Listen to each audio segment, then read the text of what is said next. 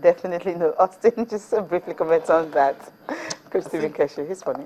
I think Coach Stephen Keshi is doing a good job in terms of letting his team understand that he believes in them, that he knows they can execute the game against Mali. But Cecilia, I just want against Chad, sorry. But let's be realistic. And let's use the word realistically, because the Nigerian Football Federation, they always complain there is no money, they are broke, welfare is a problem. I don't want to start talking about some of the problems that the sport focus encountered before they traveled and when their kids and all of that arrive. We cannot spend 120 million naira to beat Chad. It's ridiculous because we have the talents in this country. Forget about it. Yes, it's Chad. He played Chad in Mali when he was in Mali in 2008. This is 2015, and we were champions of Africa in 2013. Somebody can put together a team. I'm not saying don't call foreign professionals, but let's not carry 15, spend so much money, bring them down here, pay a lot of money for accommodation and all of that. Just to be Chad. Okay, you were thinking, despite the fact that, according to what Coach Stephen Keshi said, he said the Chadians parade a lot of foreign-based players to play in France and all that. You were thinking, okay, we should have just used the players at home and save that money.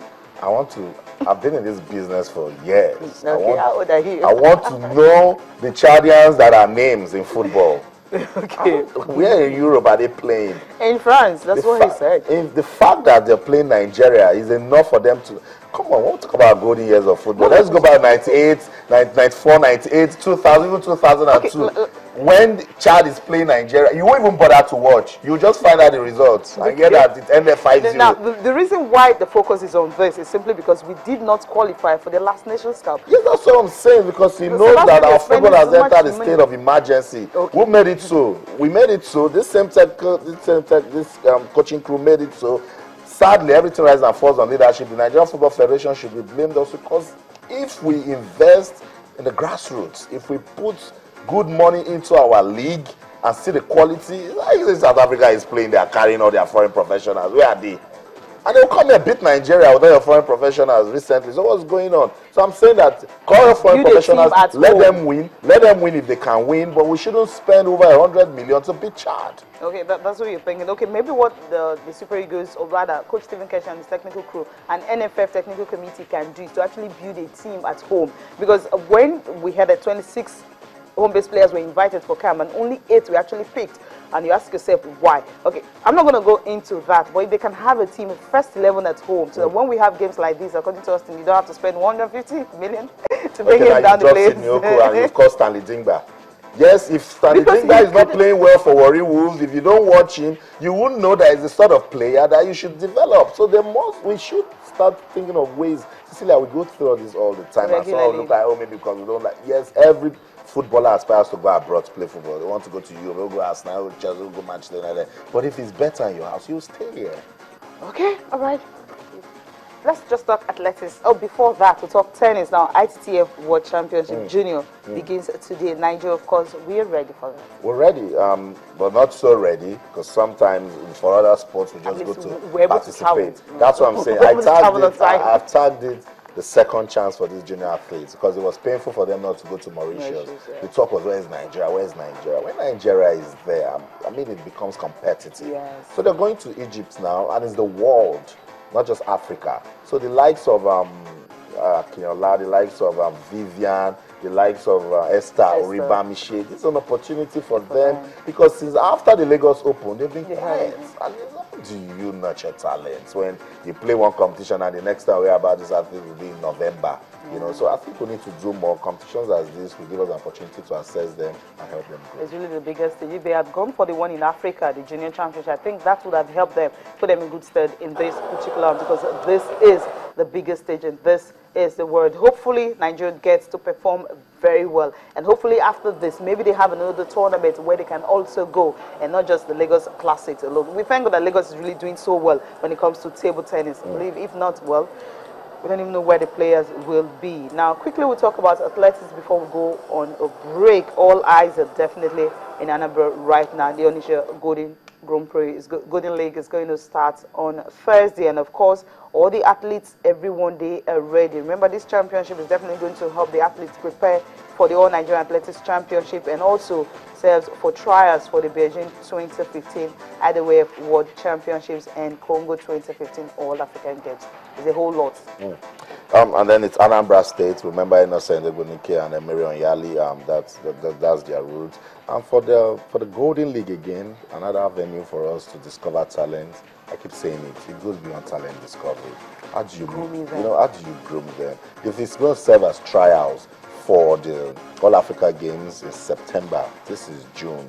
September. They have 3 more. After this, they're going to go to Ilorin, then they have the one in Kaduna. Fantastic. So 3 So we should ensure that it meets international standards, organization, everything. Athletes shouldn't come there and start complaining about welfare. I've gone to Golden League, Cecilia, and then Austin, I don't even know how I'll go back. How is he going to win when he's going to a championship and he doesn't know how he's going to get back to his house? His motivation is zero. He's just going there to take part so that it doesn't look like he says he's one athlete and he's not doing anything. So the AFN, good thing that they're sustaining the league. Let it keep going, but we should improve on the league. Let it keep getting better, particularly when we're using it as trials for major competitions. And also for the clubs, I mean, the owners of these athletes can also put in much more for them and then just wait for the federation alone. Because when you have your athletes to bring them to campaign time and you know that you have everything ready for them, I think they'll be really ready to perform. Cecilia, you've just hit the nail on the head. That's what table tennis is doing. Most of the clubs, they are beginning to see reasons why they should do their own part in ensuring that their athletes stay up to shape. If you look at all them Esther, them Ogini, them Ajomo, they all play for good clubs in Abuja, and they make sure that every championship they are going to, they support them and that they get there. I think athletics need to do the same because we don't get to hear much about the clubs. The clubs, exactly. When there's no delay, and then you want the athletes to come and shout, I represent this club. And you're doing nothing. Exactly. I think that's why some people are saying that most of them are running to Delta State. Okay, now let's see this. Let's go for a short break now. Watch Barcelona celebrating the trophy at Camp Nou. It's a very beautiful one, especially when you have the Messi actually dancing.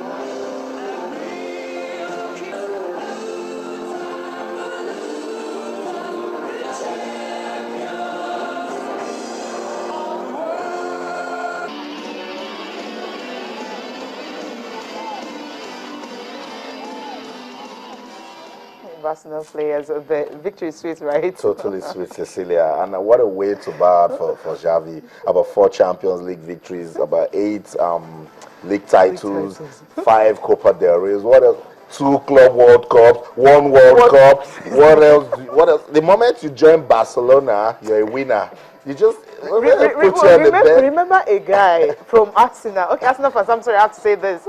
Who played for 62 minutes and won a treble. Yeah, that's it. Won the Champions League. We went. Thierry Henry had done everything with his career and needed the Champions League. He said he has to go to Barca to win it. And he got there, he did. So Barcelona. And the song also, well, he wasn't lucky. He should have waited. Gradually becoming the god of club football. That's what I tagged them because Juve on the night did all they could. At the time, Juve started believing they could come back into that game. They got punished. And what a time to punish them.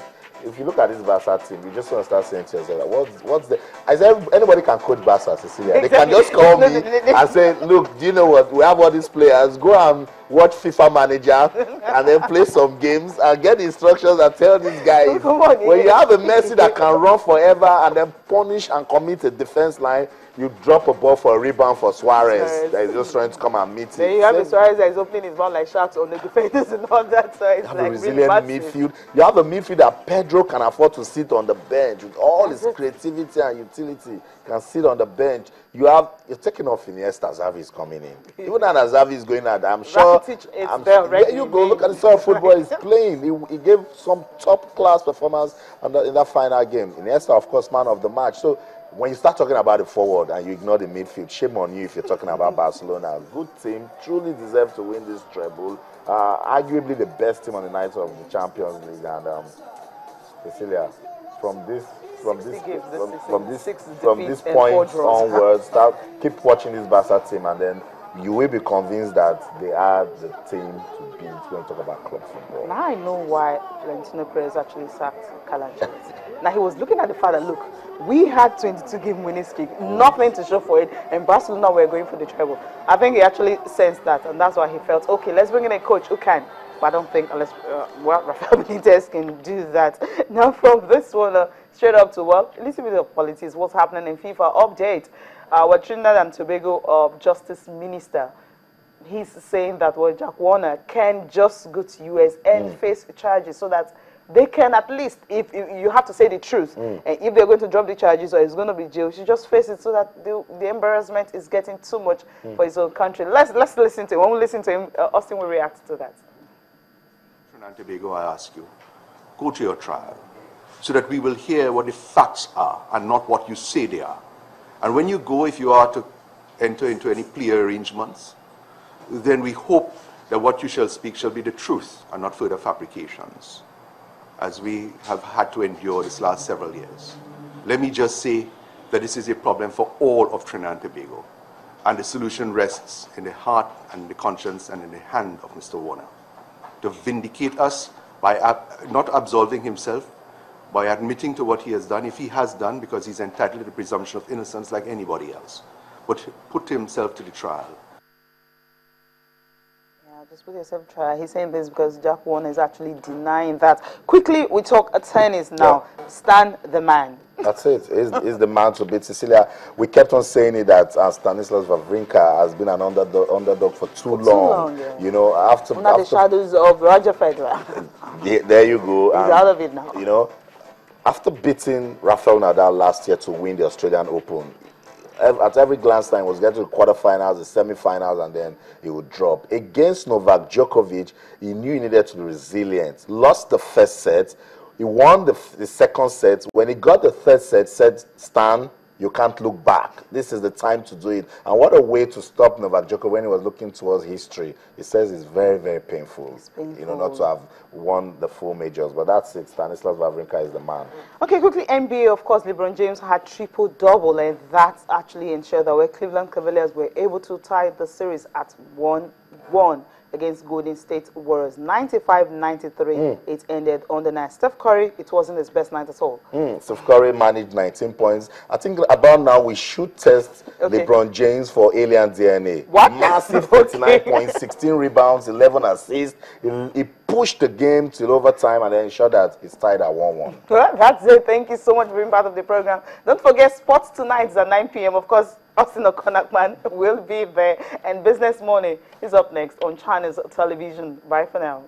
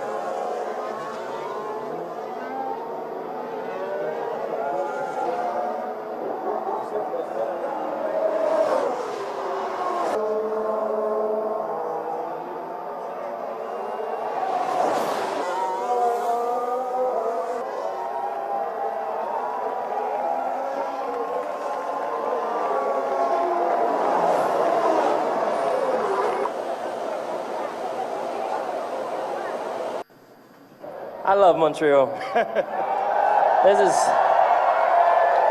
I love this track. I love this track. I love the city, and really just a fantastic weekend. And great to get back on the top step. And you know, me personally, and I'm sure I speak for the team, I want to dedicate this to my engineer Bono's father.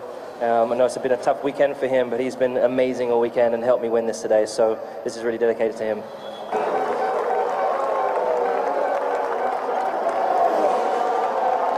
Pushing like mad to try and put the pressure on, but he didn't make any mistakes, so fair play.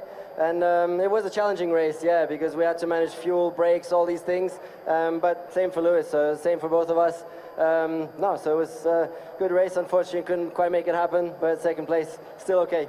Yeah, really happy for us as a team, really proud member of the team, and this was really good teamwork all weekend.